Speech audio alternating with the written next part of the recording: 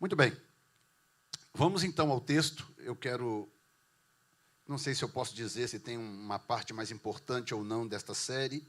Se tiver, talvez seja de hoje, né? Que eu quero compartilhar com vocês algo muito importante. E eu vou ler o texto todo novamente, eu vou me prender então no versículo 20, né? O que semeia, verso 14, Marcos 4,14. O que semeia, semeia a palavra, e os que estão junto ao caminho são aqueles em quem a palavra é semeada, mas tendo eles ouvido, vem logo Satanás e tira a palavra que foi semeada no coração deles. E da mesma sorte os que recebem a semente sobre pedregais, que ouvindo a palavra logo com prazer a recebem, mas não têm raiz em si mesmos, antes são temporãos, depois, sobrevindo tribulação ou perseguição, por causa da palavra, logo se escandalizam. E os outros são os que recebem a semente entre espinhos, os quais ouvem a palavra, mas os cuidados deste mundo e os enganos das riquezas e as ambições de outras coisas, entrando, sufocam a palavra e fica infrutífera. E o nosso texto de hoje, verso 20, diz: e os que recebem a semente em terra boa são os que ouvem a palavra e a recebem e dão fruto, um a 30, outro a 60 e outro a 100 por um. Pode colocar para mim aí as fotos da semana passada, nós já vamos começar por ela, para a gente poder ganhar tempo. Eu expliquei semana passada que no hebraico não existe número como no português, né? A, B, C, D, F, G, H, Z, e 1, 2, 3, 4, 5, 6, 7, 8, 9, 0, e você combina os números e dá os números que você deseja. No português, no inglês, né, nas línguas modernas. Idiomas como hebraico, árabe, grego, aramaico e alguns outros, o próprio japonês também, chinês, são idiomas cujos números são as próprias letras, né? Então, a primeira letra do alfabeto hebraico chama Aleph, é uma letra parecendo um X, parece um pouco com X. Ela é a primeira letra, então ela vale 1. A segunda letra do alfabeto é o Bet, vale 2. A terceira letra é o Gimel, vale 3. A quarta letra é o Dalet, vale 4. Então você já pegou a ideia, né? Quando chega em 10, ao invés de pular para 11, pula para 20, pula para 30, 40. Quando chega em 90, pula para 100. Dessa forma, eles passam a ter todos os números combinados. O curioso é que não existe uma letra que vale 0, não existe o número 0 no hebraico. Existe 1, 2, 3, 4, 5, 6, 7, 8, 9, 10. Existe o 10, existe o 20, o 30, existe o 100 e por aí vai. Sendo assim, quando Jesus fala esse texto, ele está contando a parábola dizendo: os que recebem a semente em terra boa são os que ouvem a palavra e a recebem e dão fruto. Quando ele diz 30, 60 e 100, ele está, na verdade, citando 3 letras hebraicas. Ou mesmo, mas pastor, Jesus não falava aramaico? Dá no mesmo, o valor é o mesmo. Então, essas letras são, a primeira letra é o Lamed, que é a letra que está no centro do alfabeto. Você conta as letras do alfabeto, quando você chega no centro, qual é a letra que você encontra? Você encontra esta letra, o Lamed. Ela vale 30, volta um pouquinho, ela vale 30, o valor numérico dela é 30.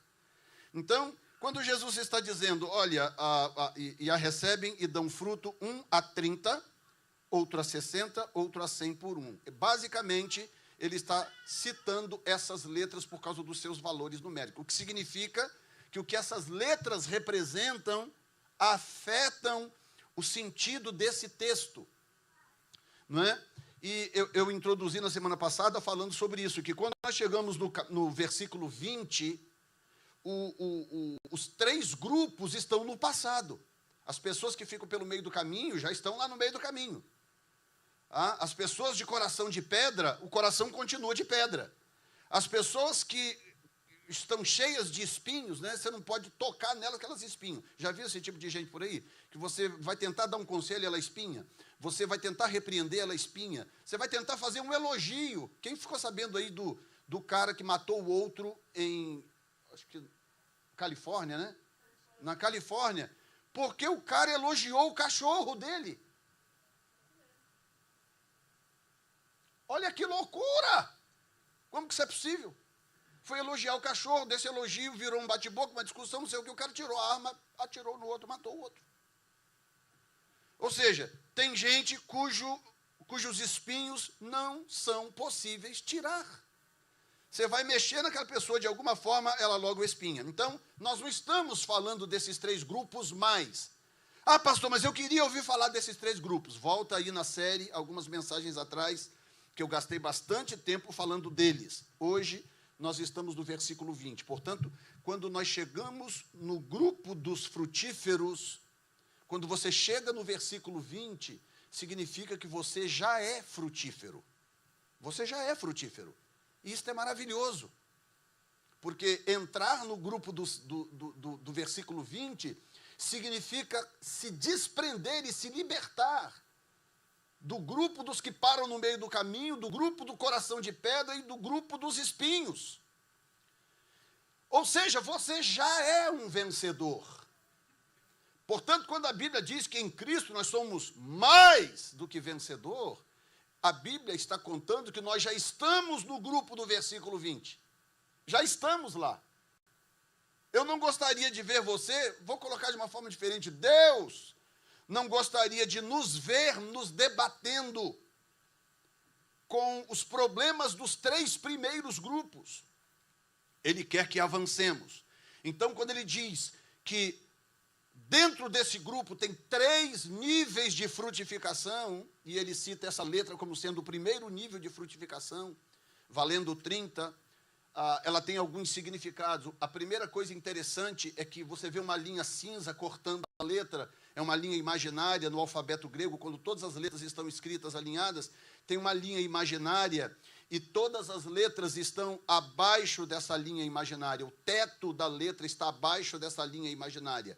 Exceto esta letra tem uma haste, tem uma torre subindo acima dessa linha imaginária, o que significa que ela representa algumas coisas, dentre elas o primeiro passo que se dá em direção a Cristo, porque como ela é a primeira letra da série de 3, ela representa tudo que é primeiro numa série de 3. Então, por exemplo, a salvação representa o primeiro numa série de 3. É salvação, é batismo com o Espírito Santo e vida íntima com Deus. São 3 estágios na relação do homem com Deus. Salvação é o primeiro estágio. Você não consegue se relacionar com Deus se você não for salvo. Você não consegue.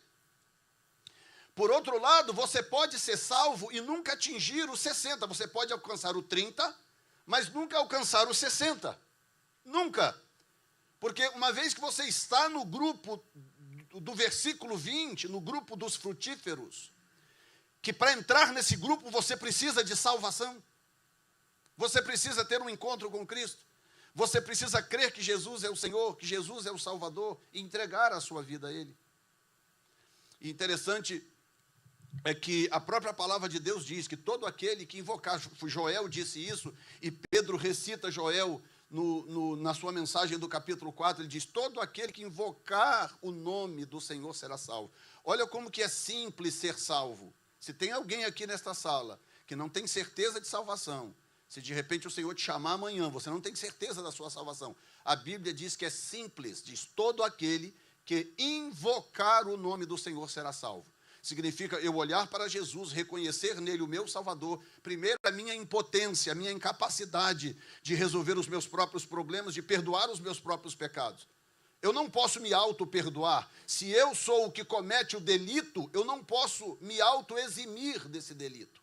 Não, eu preciso que alguém maior do que eu me exima daquele delito. É igual chegar diante de um juiz.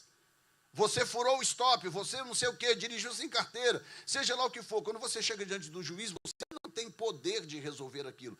O juiz é maior do que você, o juiz tem mais autoridade do que você, e ele pode, então, ou te punir ou te eximir. E tem um juiz que acabou se tornando famoso nacionalmente, que é aqui de Rhode Island, de Providence, Rhode Island, um senhorzinho, que se tornou famoso nacionalmente por causa da bondade dele, porque ele é um juiz misericordioso. e ele olha para as pessoas e ele analisa a situação das pessoas, e aquilo tornou conhecido, porque ele, tendo autoridade para punir, muitas vezes ele prefere perdoar e dar àquela pessoa uma outra oportunidade, uma outra chance. Então, Deus é esse juiz perfeito, que poderia nos julgar, poderia nos acusar, poderia apontar o nosso pecado, mas ele prefere olhar para nós com o olhar de misericórdia, desde que nós tenhamos condições de reconhecer Jesus como o seu único mediador. Não existem dois mediadores entre nós e Deus, não existe. Eu sei que tem religiões por aí que ensinam as pessoas a orar e a rezar a uma série de personagens. Não, a Bíblia diz que só Jesus tem autoridade para ser mediador entre Deus e os homens. Só Jesus. Então, eu só posso orar ao Pai em nome de Jesus e ponto final. No caso do Islã, por exemplo, o Islã, como o Islã nasceu de uma competição étnica, para quem não sabe, o Islã nasceu em 612, mais ou menos, com como uma estratégia do fundador do Islã, Maomé, de se opor ao judaísmo e aos judeus. Então, o Islã é fruto de uma disputa étnica. Então, como a religião nascia como uma oposição ao judaísmo, então eles não podiam incluir ali nada que lembrasse o judaísmo, muito menos o cristianismo, que na época já era bem proeminente. Então, eles criaram uma religião completamente nova, sem Jesus na foto, e sem considerar Jesus como Filho de Deus, e muito menos como único Salvador, e aí criaram essa medusa essa coisa estranha, difícil de explicar, que você não sabe o que é aquilo. O Islã é uma religião estranha, né, de um Deus que não é o Deus da Bíblia, não é o Deus do judaísmo, o Deus de Abraão, de Isaac e de Jacó, embora eles tentem fazer parecer que sim, mas e uma religião que não inclui o Filho de Deus, que é o único mediador. Sabe o que é você tentar se aproximar de Deus sem usar o nome do único mediador? O único mediador. Então você vai errar o alvo. Então, esse primeiro estágio fala da salvação. O grupo dos vencedores inclui salvação. Diga comigo, graças a Deus, que eu fui salvo. Alô? De novo, diga, graças a Deus, que eu fui salvo por Jesus Cristo. Pronto, você entrou no grupo dos frutíferos. Parabéns, você entrou no grupo dos frutíferos. Mas o fato de você ser salvo significa que você está produzindo apenas 30 por 1. Você ainda pode produzir mais, porque tem mais 2 estágios no grupo dos frutíferos que não são automáticos. Esse é o segredo, tá?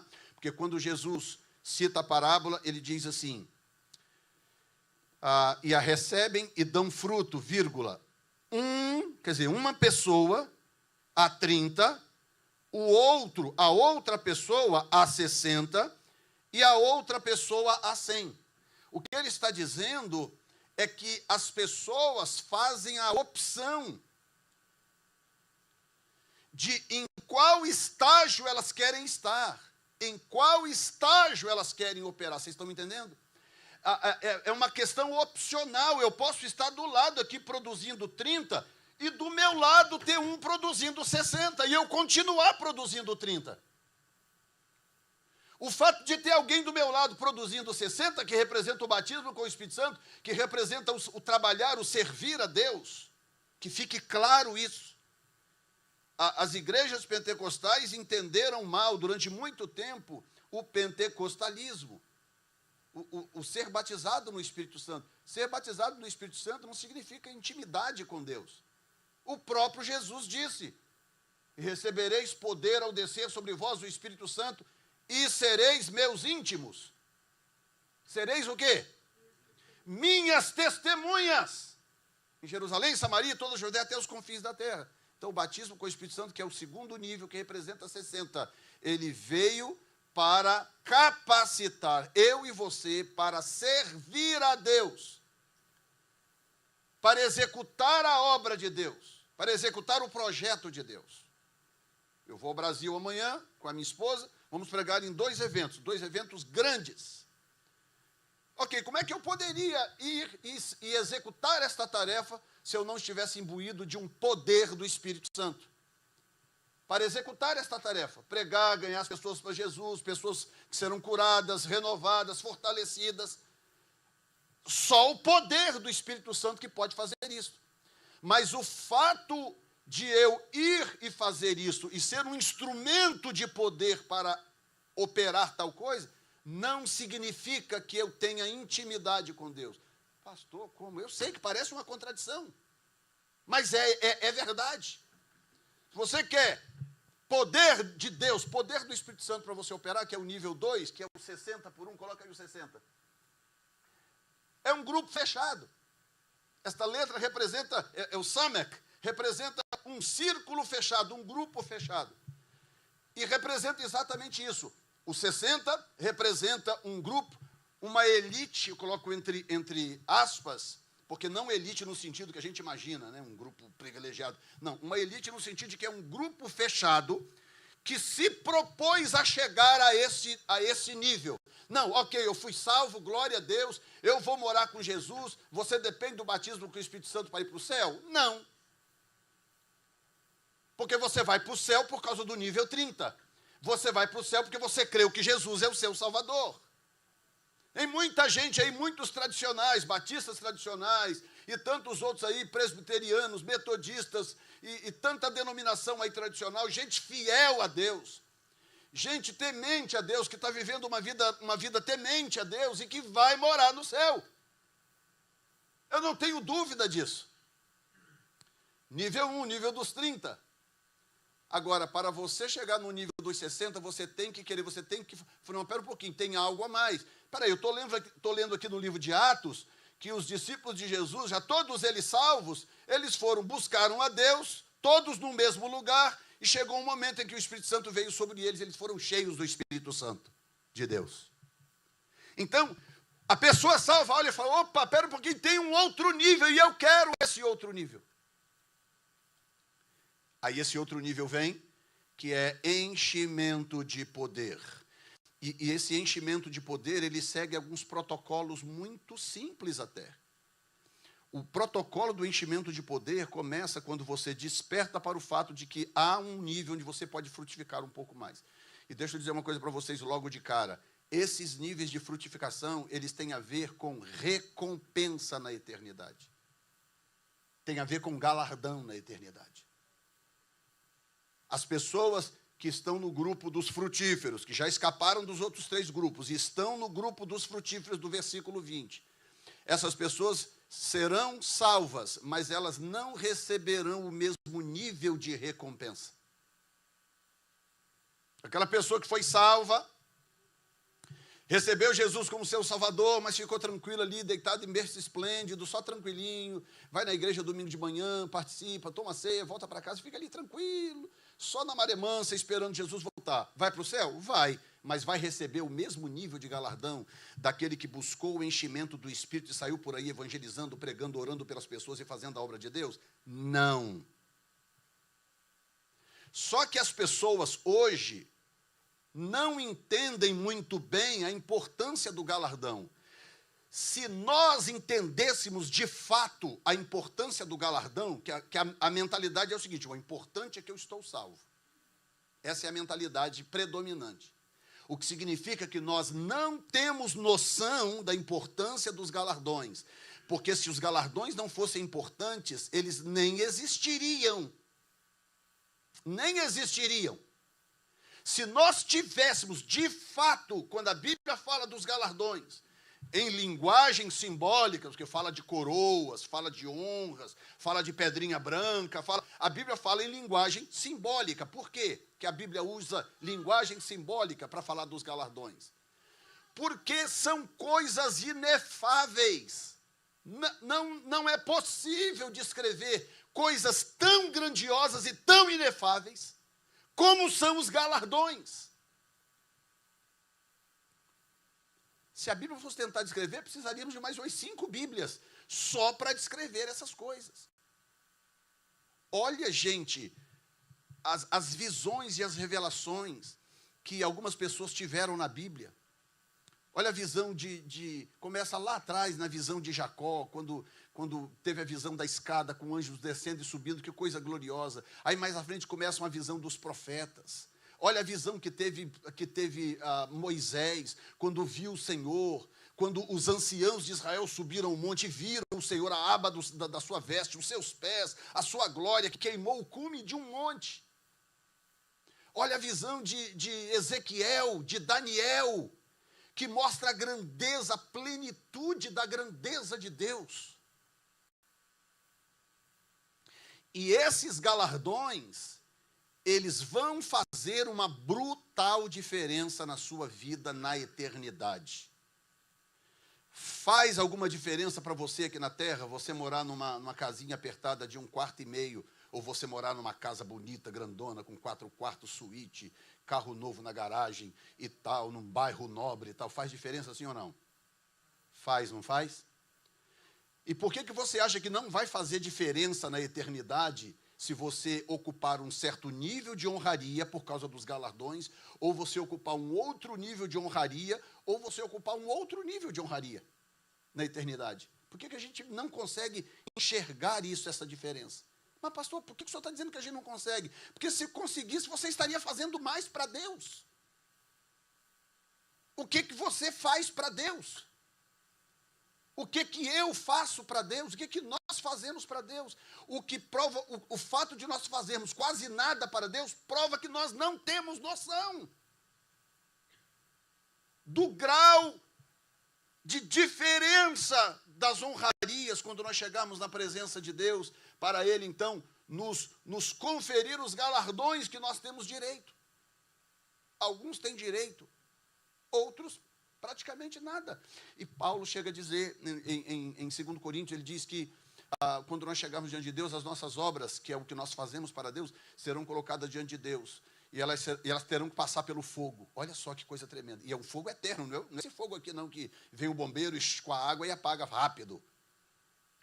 Começou a pegar fogo na casa, vem um bombeiro, apaga, salva metade da casa. Queimou uma pau, ok, mas salvamos o resto, ok. Não, lá é um fogo eterno. E Paulo disse, quando passarmos pelo fogo, essas obras se revelarão. Se elas são ouro, prata, bronze, madeira, palha e feno.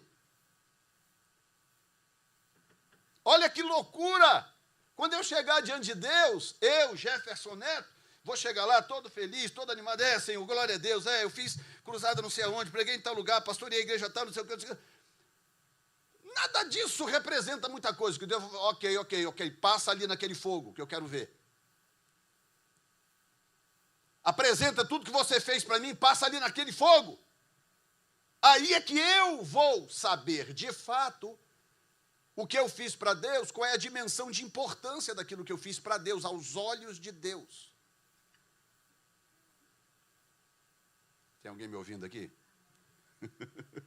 Estou com medo de você fugir daqui hoje, hein? O segundo nível, que é o 60, que representa um círculo fechado, só entra ali quem é batizado no Espírito Santo. Você precisa ser batizado no Espírito Santo. E o batismo no Espírito Santo não é outra coisa, senão, número 1, a descoberta de que esse nível existe. Número 2, uma busca por poder. E isso acontece, meu filho, em momento de adoração, em vigílias de oração e tal. Não vem me dizer que você busca batismo com o Espírito Santo se você não está presente aqui, por exemplo, numa vigília.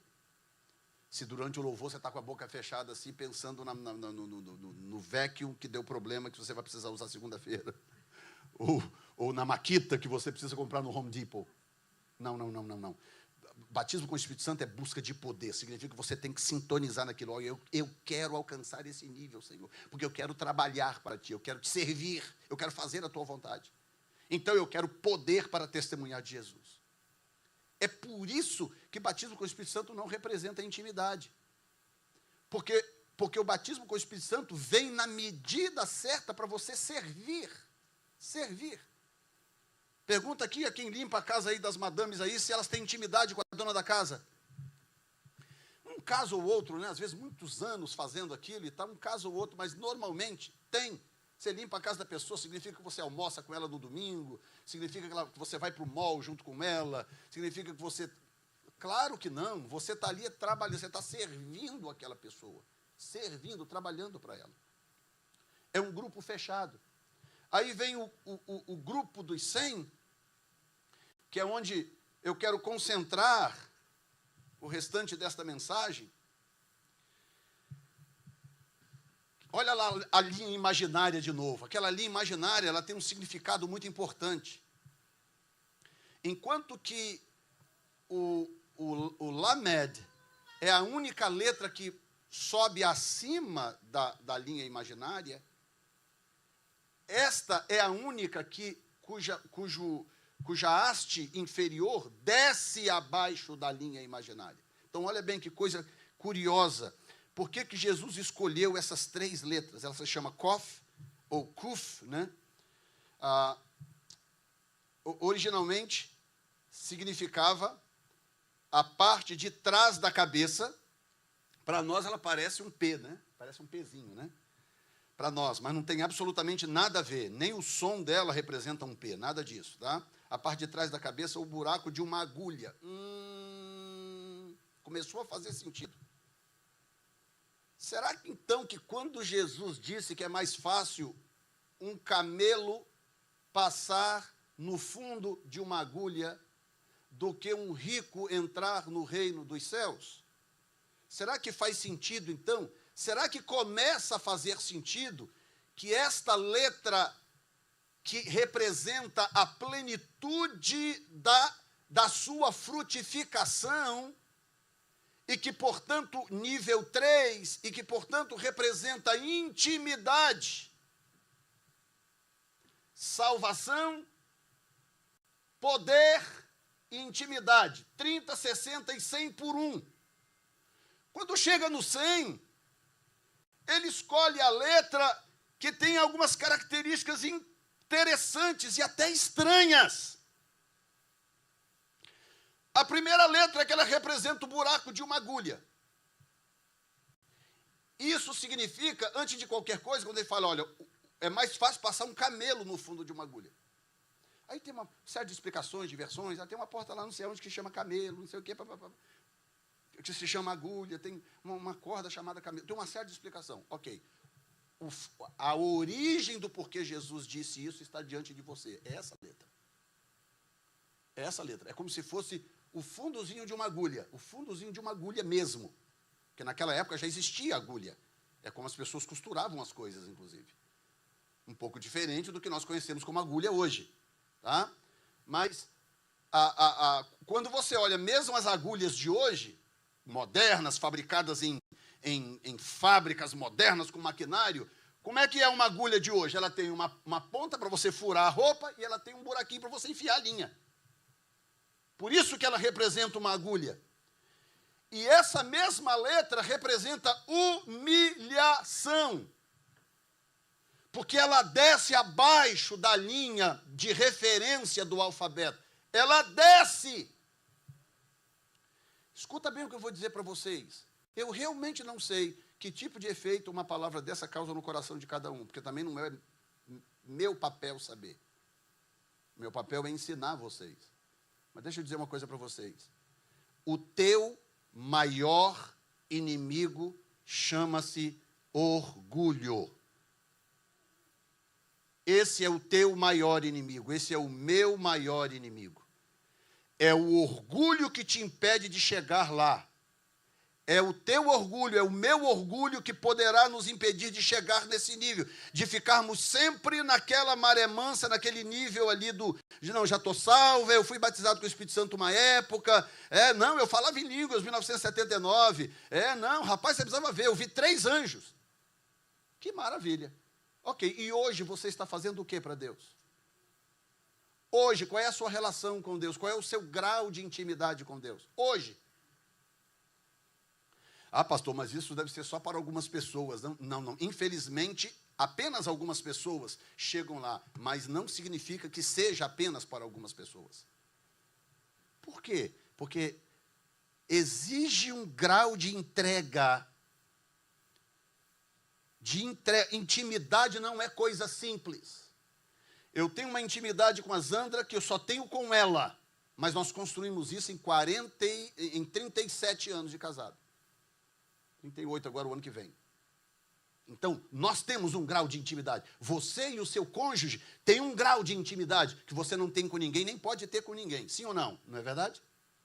E como que isso aconteceu? Da noite para o dia? Não. Aliás, dá problema quando a intimidade começa da noite para o dia. É ou não é? Dá problema ou não dá? Quando a coisa começa pela intimidade, dá problema. A gente sabe que dá problema. Porque a vida não foi desenhada para ser assim.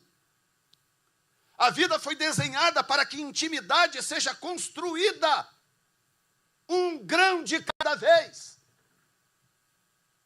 É um investimento.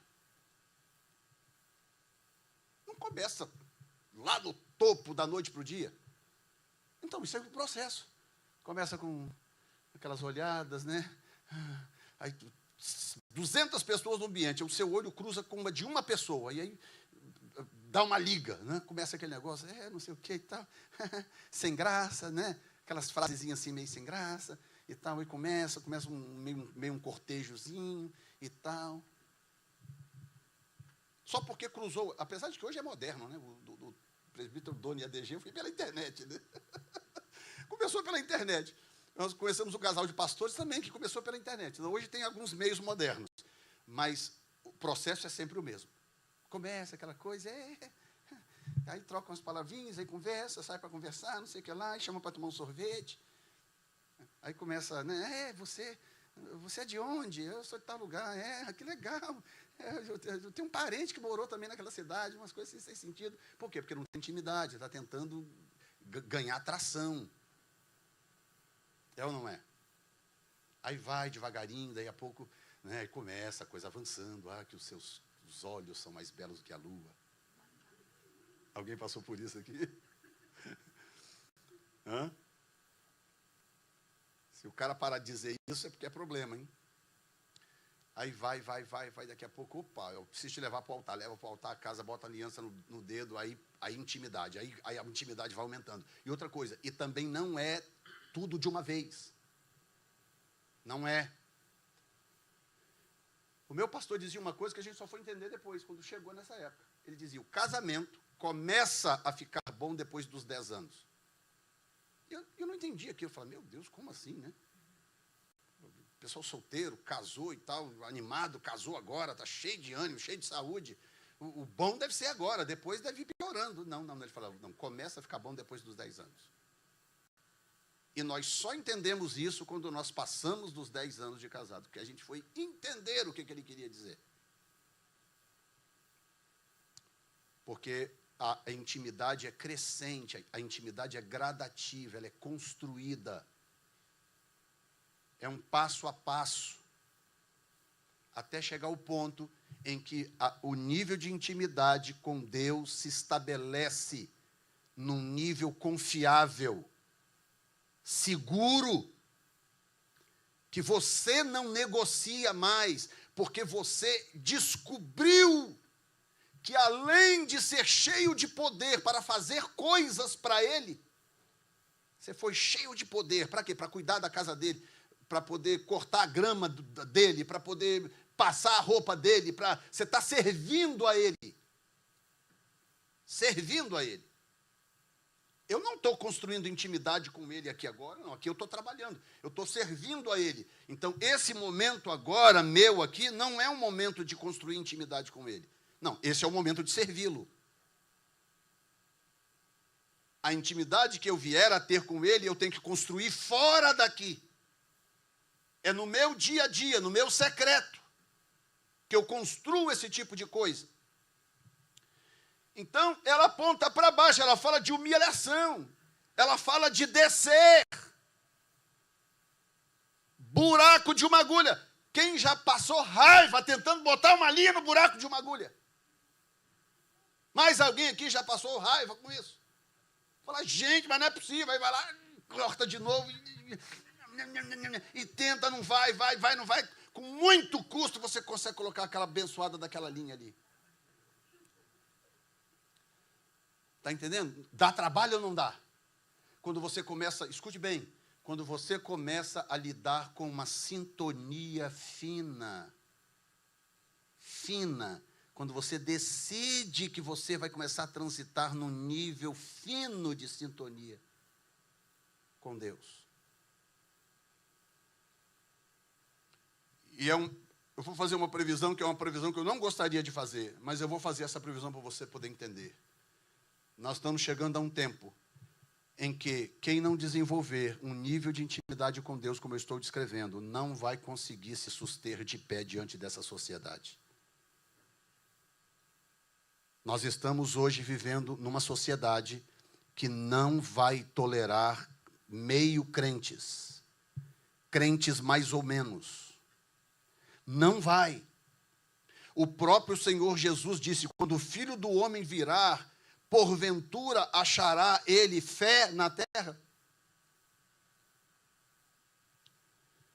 Será que ele vai achar gente comprometida, fiel a ele, íntimo dele? É o símbolo do sagrado e do profano. Como é possível que um mesmo símbolo possa representar o sagrado e o profano ao mesmo tempo? Eu vou te explicar, porque como ela está dividida entre o que sobe e o que desce, é opcional, você escolhe, você quer se ensoberbecer ou você quer se humilhar? Quando Deus te confronta, qual é o caminho que você toma? Qual é o caminho que eu tomo quando eu sou confrontado? Eu tenho uma linha de referência aqui. Quando eu sou confrontado, qual é o caminho? Eu subo na minha altivez ou eu desço na minha humilhação? Quando Deus me confronta. Escuta esta, gente. A casca, que é clipar no hebraico, cobertura ou casca que representa as negatividades do mundo. O kof tem a ver com a exigência de remover a casca do superficial para revelar a santidade interior. Santo!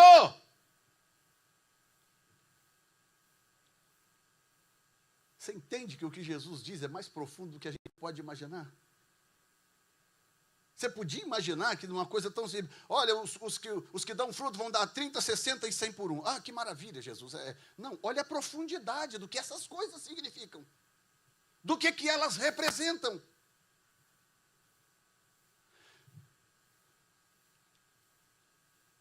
Talvez um dos maiores desperdícios de tempo é eu tentar chegar diante de Deus representando algo que eu não sou.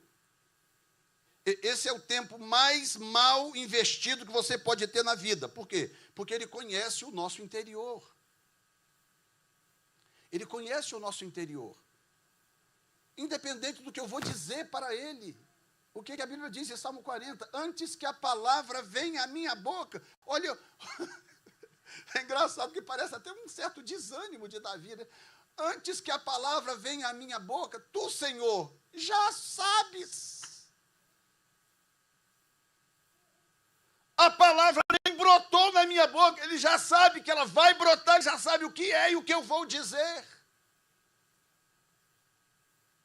E ele já sabe se aquilo é verdade ou não, ele já sabe se aquilo é sincero ou não, e ele já sabe se aquilo está revestido de humilhação.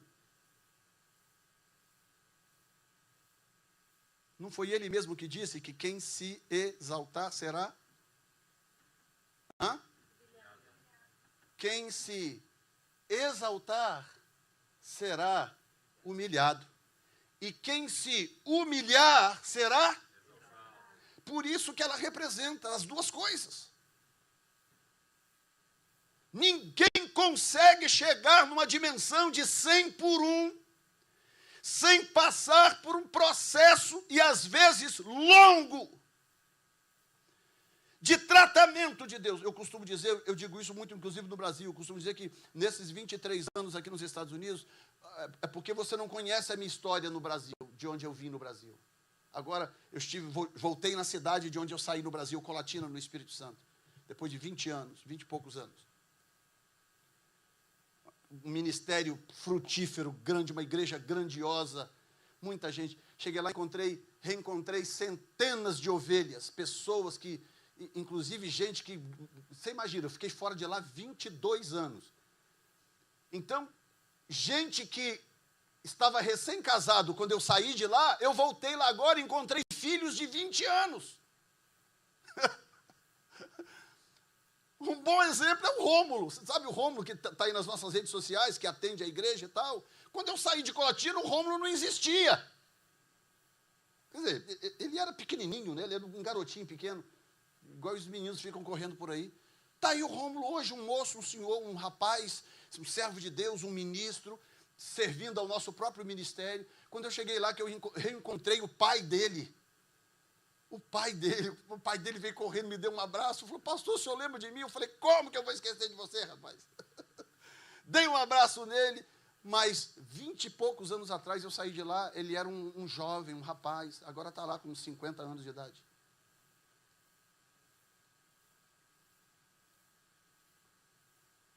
Meu filho, o tempo está passando. Estas mensagens que encerram hoje, o que Deus está tentando nos dizer é o seguinte: número 1, o teu maior inimigo é o teu orgulho. Número 2, o tempo está passando, nunca mais vai voltar. Número 3, no céu você terá galardão de acordo com esses 3 níveis que você decidiu viver aqui na terra. E lá não tem jeitinho de chegar e falar, pastor, senhor, eu fui muito amigo do Doni lá na terra, Senhor, eu assisti muitas mensagens do Benihim e tal, e tentar negociar com Deus, passa ali no fogo. Ah, Senhor, passa ali no fogo com as tuas obras, que eu quero ver o que vai sobrar. Se no final vai dar ouro, prata, bronze, madeira, palha ou feno. E lembra que esse texto não está falando de salvação ou perdição. Esse texto de Paulo não está falando disso. Esse grupo já é o grupo dos frutíferos. Eles vão produzir, nem que seja 30 por 1. 30, 60 ou 100. É o grupo dos frutíferos. E é isso que engana muita gente. Porque, não, então, pastor, graças a Deus, então quer dizer que salvo eu estou, né, pastor? Tá, eu acredito que sim, que você está salvo, está tranquilo e tal. Aquele que invocar o nome do Senhor será salvo. Deixa eu falar uma coisa para vocês. Deus é tão misericordioso, numa proporção que nós não damos conta de entender, que um dos ex-ladrõezinhos lá da crucificação, que roubou a vida inteira, defraudou, fez e aconteceu, em 1 segundo aquele menino foi salvo. Em 1 segundo. Senhor, lembra-te de mim quando entrares no teu reino. Hoje mesmo você vai estar comigo no paraíso. Está salvo. Aquele que invocar o nome do Senhor será salvo. Você está entendendo isso? Invocar o nome do Senhor será salvo. Você precisa de 1 segundo ao menos para invocar o nome do Senhor e alcançar salvação, porque é pela graça, é de graça. Então não importa se você fez uma oração de 10 minutos para a salvação, ou se você fez um clamor de 1 segundo, a graça é a mesma. A graça é a mesma. Mas daí, depois disso, vem mais coisas que nós sabemos, segundo a Bíblia, que elas farão uma grande diferença. Então, o cofre representa, olha bem, gente, isso, a remoção da casca do superficial para revelar a santidade interior. Como que nós queremos continuar vivendo a nossa vida cristã? Pensa nisso, responda isso para você. E escuta essa aqui é paulada. Em hebraico, kof significa macaco. Uma criatura que se assemelha a um ser humano, é a criatura mais parecida com o ser humano, não que venha do macaco, isso aí é outra história, mas é puramente animalesco, sem nenhuma das capacidades superiores de um ser humano. Isso indica a existência de um ser humano, a exigência de um ser humano superar a sua natureza puramente animalesca e imitar a imagem do Criador em que foi feito para realizar sua verdadeira natureza espiritual, além apenas da física. O Kof é a única letra que se estende acima da linha das outras letras, indicando a descida, indicando abaixo da linha das outras letras, indicando a descida ao mundo inferior, mas também a capacidade de ascender a partir daí. Quando a Bíblia fala de Jesus, a Bíblia diz que aquele que subiu é o mesmo que desceu. Essas figuras de linguagem, elas não são tiradas do nada. Eu quero que você entenda isso. Elas não são. Você acha que Jesus é 30, 60 ou 100? Óbvio. Então, o limite máximo é 100? Então, Jesus é 100. Olha o que o Paulo diz. Aquele que subiu é o mesmo que desceu. Ensinando um princípio. E o princípio é o seguinte: Deus está disposto a te dar tudo o que você precisa. Deus está disposto a te honrar ao limite máximo, desde que isso não seja o seu alvo. Deixa eu repetir isso de novo, porque é difícil entender. Escute bem. Deus tem um plano com qualquer pessoa. Vamos pegar aqui o irmão Ronaldo como exemplo. Deus tem um plano com esse homem. Deus tem dificuldade de honrar esse homem, colocar ele nas alturas, em posição de destaque, etc? Não. Mas Deus só fará se isso não for o alvo do coração dele. Se o alvo do seu coração for ser promovido, for subir, ter pessoas ao seu redor te aplaudindo, batendo nas suas costas e tal, Deus nunca vai fazer isso. Porque se ele fizer isso, ele te perde. Quando ele olha no coração da gente e vê desprezo por essas coisas. Desprezo. É o caso de Davi. Olha que ponto chegou Davi. Davi era rei. Você vê essas novelas aí da Record? Glória a Deus por essas novelas bíblicas, que pelo menos está, de alguma forma, ensinando Bíblia para algumas pessoas. Mas elas não retratam um pingo da verdade do que era na época. Rei, naquela época, era a expressão do absolutismo. Era alguém com muito, muito poder. Por isso que os profetas sofriam. Olha o que passou Jeremias, porque ia na corte do rei profetizar e o rei não gostava de ouvir aquilo. Jeremias sofreu absurdamente. Porque, meu filho, você dá poder para uma pessoa, você dá autoridade para uma pessoa, você dá honra para uma pessoa que não está preparada para aquilo ali, você destrói aquela pessoa e você destrói um monte de gente em volta. Entende agora por que Davi era um cara especial? Cometeu muitos erros, não foi? Foi. Mas ele ouvia a voz de Deus, fosse na boca de quem quer que fosse. Ele ouvia a voz de Deus, ele se jogava no chão, rasgava a roupa, começava a chorar e se arrepender. Mesmo com o poder de matar aquela pessoa. Quando Natã veio a Davi e contou para ele aquela história, aquela analogia do homem que tinha no reino. E esse homem tinha muito gado, muitas ovelhas, mas resolveu dar uma festa. Foi lá e pegou a única ovelhinha do vizinho e matou e fez um churrasco, fez um barbecue. Contou a história para Davi. Davi cheio de alta justiça. E aquilo ali representa nós. É ou não é, gente? Você tem coragem de admitir que essa atitude de Davi representa você? Eu tenho. Eu tenho. Quantas vezes que a gente olha para o outro, para o erro do outro, para a falha do outro, e a gente no pedestal da nossa autojustiça fala, mas que cara de pau, como é que fulano teve coragem de fazer um negócio desse? É ou não é? Quando às vezes a gente já fez igual ou já fez pior. Aliás, não existe igual, ou não existe menor ou pior para Deus. Todos nós somos iguais. A Bíblia diz, todos pecaram e separados estão da glória de Deus. Todos! Aí, ao invés de Davi, como rei, parar e falar assim, mas pera um pouquinho, essa história está, pelo menos aqui dentro, né? Rapaz, que decreto eu faço para esse homem? Porque essa história desse homem está muito parecida com o que eu fiz com Urias. Se houvesse no coração dele um espírito de quebrantamento, de temor, naquele momento, se ele tivesse antenado, se ele resistisse à sua autojustiça, ele teria escapado desse vexame. Poderia virar para o profeta, é o seguinte, vamos conversar depois, eu preciso pensar um pouco sobre isso aí. Não, ele levanta e fala assim, não, esse tal precisa morrer. Como que alguém tem coragem de fazer um negócio desse? Quem é este homem, profeta? Este homem és tu, majestade. Tu és este homem. E ao ouvir isso, ele tinha dois caminhos. Oh, Ramachanta Karabassai. Ele tinha dois caminhos. Ele podia subir porque era rei e tinha autoridade sobre o profeta. Ele podia botar toda a corte para fora, pegar, guardas, prendam esse homem, que resolveu me afrontar aqui na minha corte. Fizeram isso com Jeremias, jogaram Jeremias num buraco, numa cisterna de lama. Largaram ele lá dias.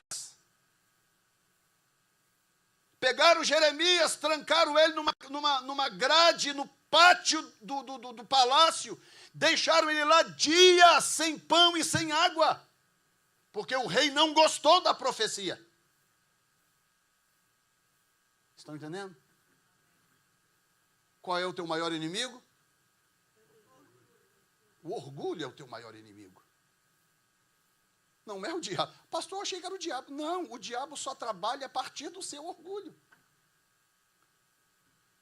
É a partir do seu orgulho que o diabo se torna essa fera indomável. Então, Davi poderia se levantar e fazer como Zedequias, por exemplo. Ou qualquer um outro rei ao longo da história, Acabe, Jezabel. Não, quando ele termina de ouvir aquilo, ele sai do trono, dá uma crise de choro, rasga a sua roupa, se joga no chão e diz, pequei contra Deus. Pequei contra Deus. E ele cruza a linha para baixo. Ele desce e se humilha. E nesse estágio da miséria, da perda do filho, que em seguida ia morrer com Batseba e tudo isso, Davi escreveu pelo menos 3 dos seus salmos mais impactantes. Pelo menos 3 salmos impactantes. Depois lê em casa o Salmo 32 para você ter uma noção do que é um homem quebrantado, do que é um homem quebrado, um homem humilhado. E não era um homem qualquer, era um rei. Era um rei.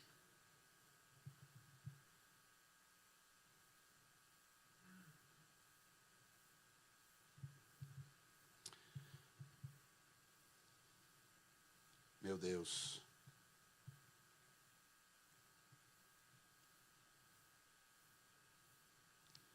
E olha isso, né? O Kof também é circular. A maioria dessas palavras são palavras extraídas da raiz da própria palavra, da própria letra. Circular significa dar a volta. O Kof representa todos os ciclos da natureza, mudança de estações. Escute isso, se isso não te abençoar hoje aqui, meu filho, só Jesus na causa. Mudança de estações, ciclos mensais e anuais. É o constante movimento, circulação e mudança de vida. Também pode representar que através dos ciclos da vida que vemos crescimento, mudança, sofrimento, felicidade, experiência de vida e etc. Somos constantemente trabalhados para prosperar, para avançar e realizar a nossa verdadeira natureza espiritual. Você quer sair de um nível de frutificação que é o básico do básico? Você acredita que Deus tem um propósito para cada ser vivo no planeta Terra? Você acredita? Sim ou não? Deus tem um propósito para cada ser vivo no planeta Terra. Cada pessoa aqui nesta sala e todos os que faltaram. Cada um há um propósito de Deus para essas pessoas. Há um propósito. A questão é, até que ponto eu estou disposto a me comprometer com Deus para viver o máximo do meu propósito. O máximo do meu propósito. E tudo tem, escute bem, tudo tem consequências. Quando você decide, quer saber, eu vou chegar no nível dos 100, eu vou buscar a Deus de tal forma que eu vou chegar nesse nível. Da intimidade, da relação com Deus. Da relação pessoal, íntima com Deus.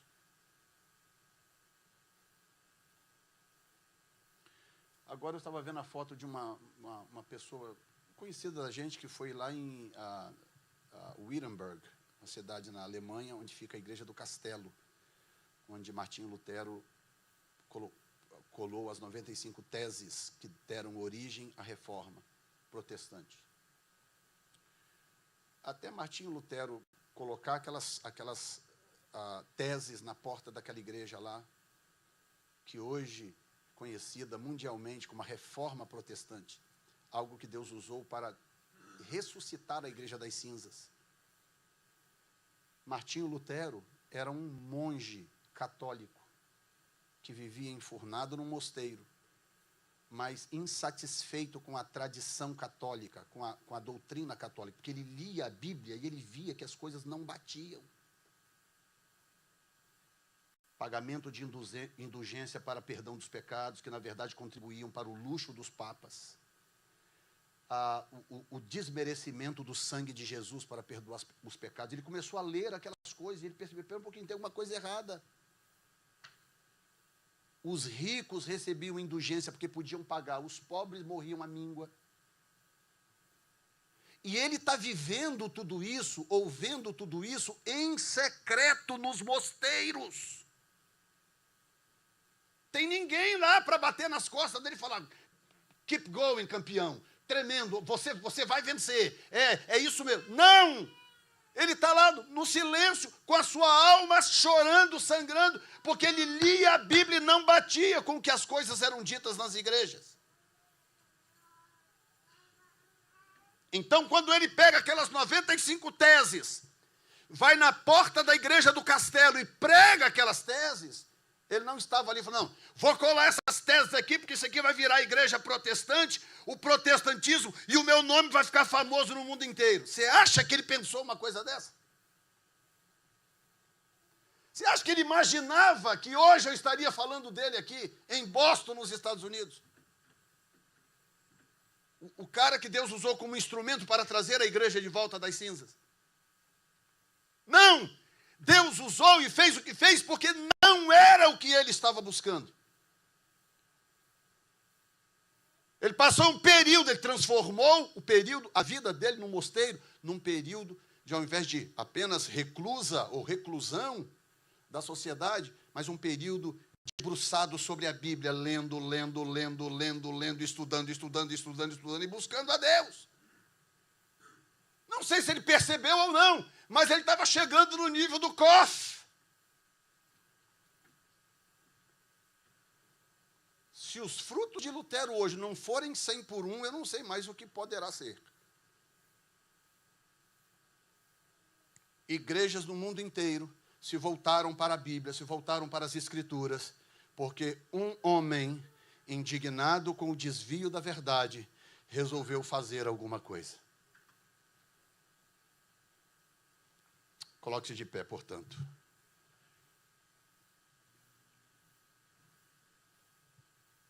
Eu não quero passar do horário prometido, porque eu sei que você tem planos para o dia de hoje. E eu me comprometi com vocês de não estender o culto indefinidamente, para que você possa estar aqui todos os domingos durante o verão, porque domingo é o dia do Senhor também durante o verão, sim ou não? Mas eu encerro isso hoje dizendo para você que o coração de Deus,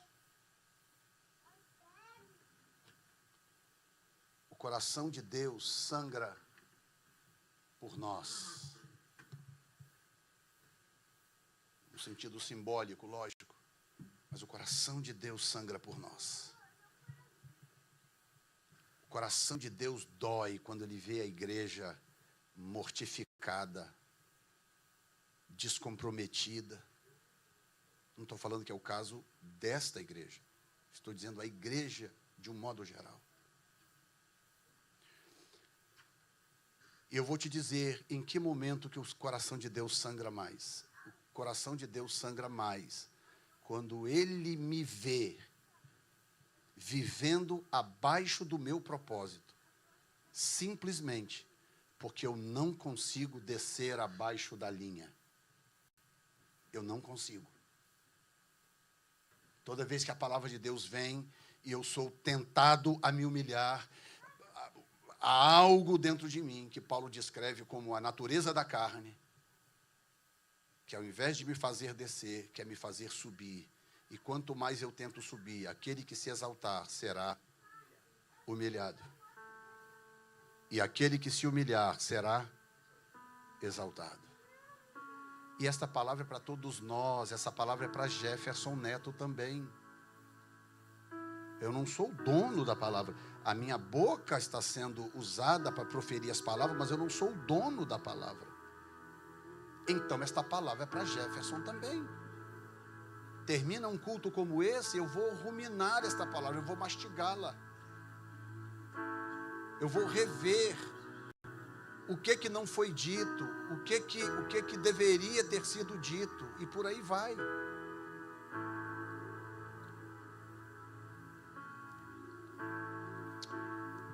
Feche os seus olhos por um momento, eu vou te dar um minuto. Essa é a sua oração secreta. Aquela oração que só Deus saberá que você fez.